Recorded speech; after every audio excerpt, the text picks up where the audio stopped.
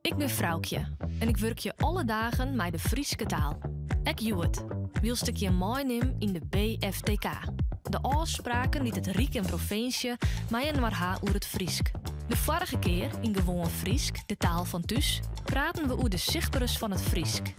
Deze keer decentraal taalbeleid. Decentraal taalbeleid houdt in dat provincie, gemeenten en oerheden meer verantwoordelijkheid krijgen over het Friesk.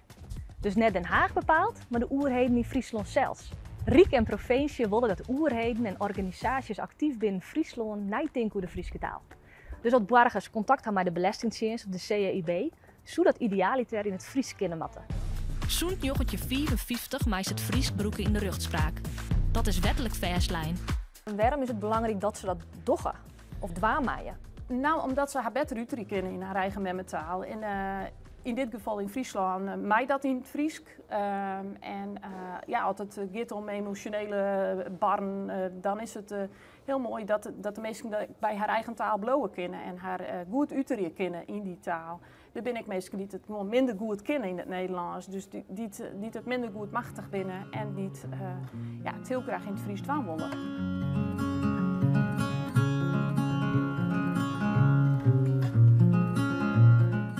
En wat doet de meertaligheidscoördinator nou precies? De meertaligheidscoördinator van Watergoed die promoot de 4 eigen talen die we hebben. Dat is het Fries, het Beelds, het Franeker en het Nederlands. Maar het Nederlands heeft eigenlijk niet zoveel hulp nodig.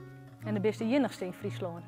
Nog wel, ja. Omdat het als pilotproject begon, waar ik de enige meertaligheidscoördinator. En wat heel mooi is dat we in nauwe samenwerking met de provincie, met de deputeerden ook en de ambtenaren erbij, met de BFTK-onderhandelingen op Androngen, dat elke gemeente in Friesland zou baat hebben bij een meertaligheidscoördinator. Het idee, wij leven natuurlijk in een meertalige wereld. Dat is gewoon een feit en ik denk dat dat heel mooi is om zien te laten, omdat dat heel veel rijkdom in hem heeft. Hoe zust u dan naar de levingskansen van zulke liedse talen? Want dat lijkt me wel weer heel lastig. Ja, dat is lastig. Ik zei al, ik heb het beeld met de paplepel ingehoord gekregen.